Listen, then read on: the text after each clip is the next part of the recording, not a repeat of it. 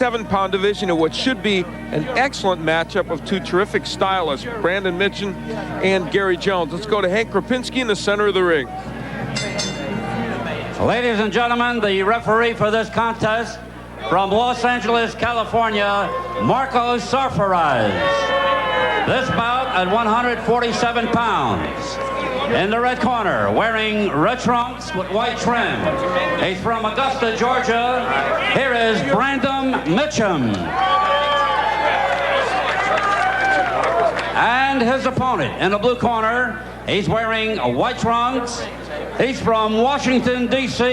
Here is Gary Jones. So we're set to go. That is Gary Jones, a 17-year-old from Washington, D.C., who has shown tremendous promise here in this competition. Now coached by Pat Burns on the side there, who is one of the Olympic coaches. And across the way, yet another young man who's only 18 years old, Brandon Mitchem, who has also looked spectacular in this competition. They both glided into these championships with very impressive performances. Last night in the semifinals against Shahid Hawkins, Mitchem gave a boxing exhibition, winning 23-3.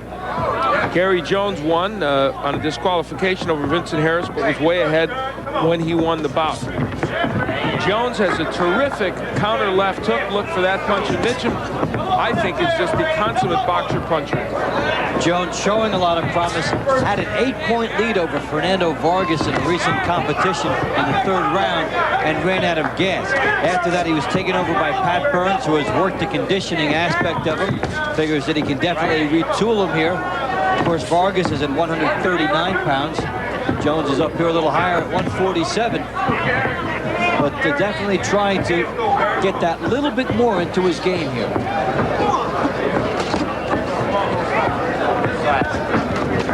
Mitchem attends Augusta College in Augusta, Georgia.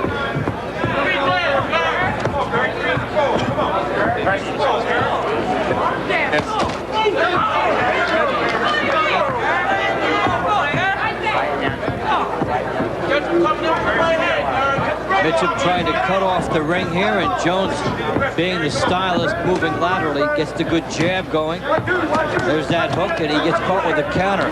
Mitchem with the excellent right hand.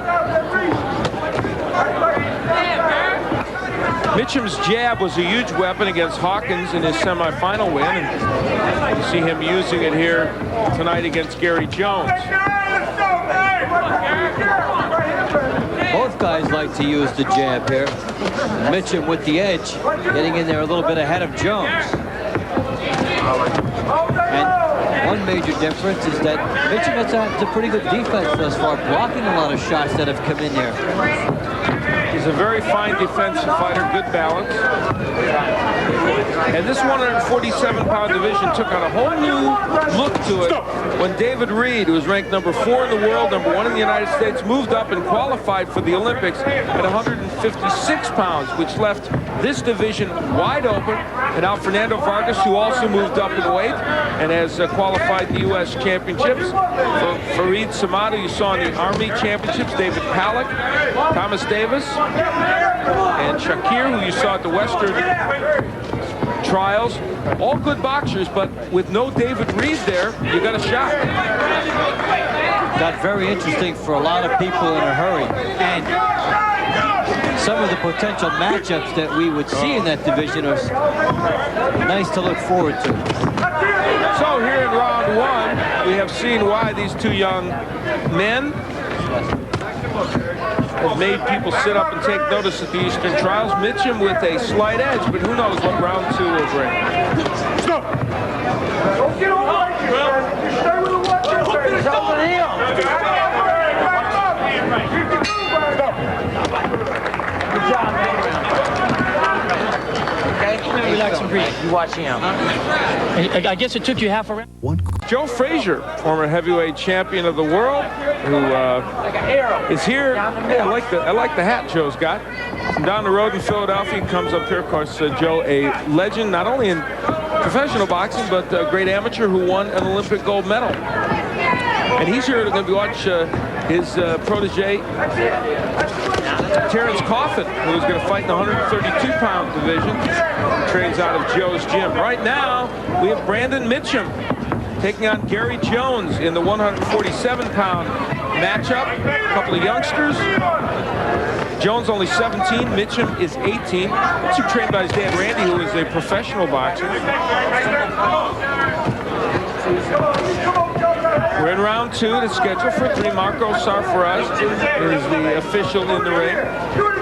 Marco is one of the more stringent officials in this tournament. He will call more of the infractions, I think, than even any of the referees.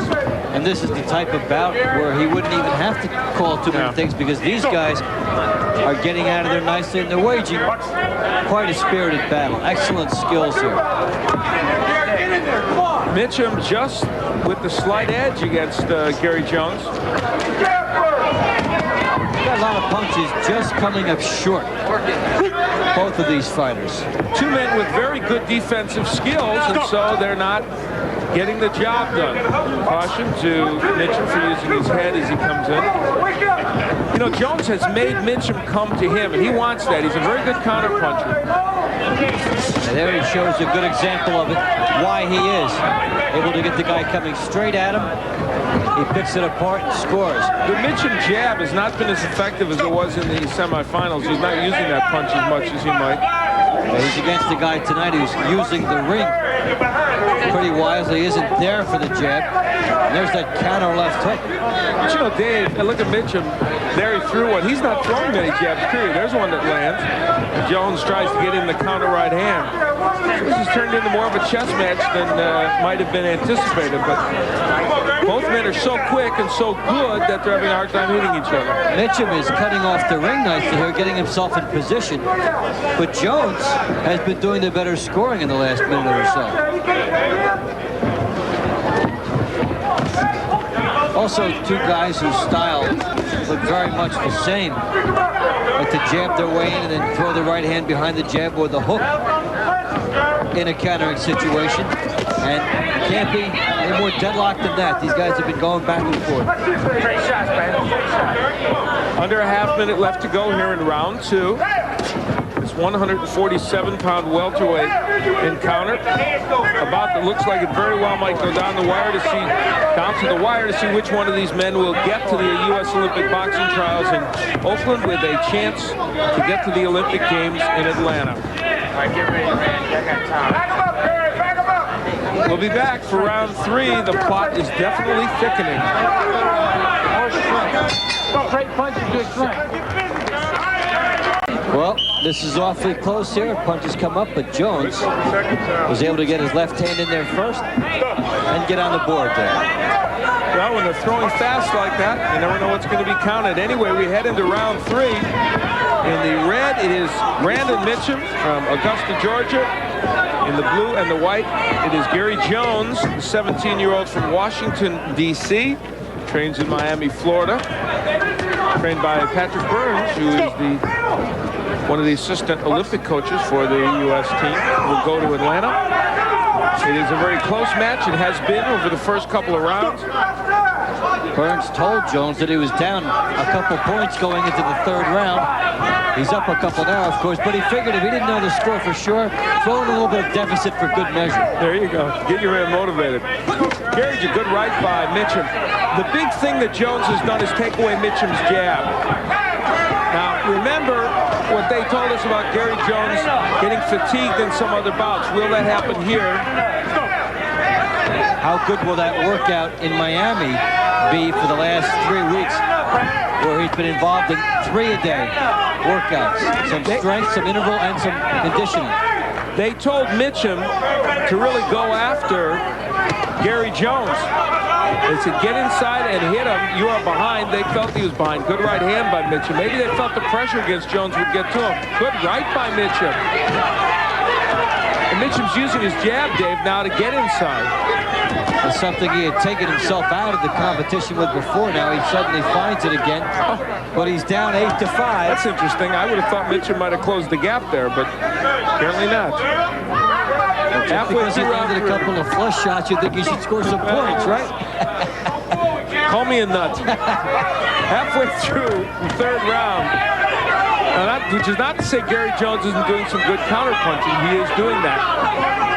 Well, these are the type of fights which make the corners perilous of what might happen in the computer, because you've got fighters, they're throwing leather at the same time, and 3 of the 5 have to score yours within a second, and if they're throwing at the same time, nobody really has an edge. Very difficult.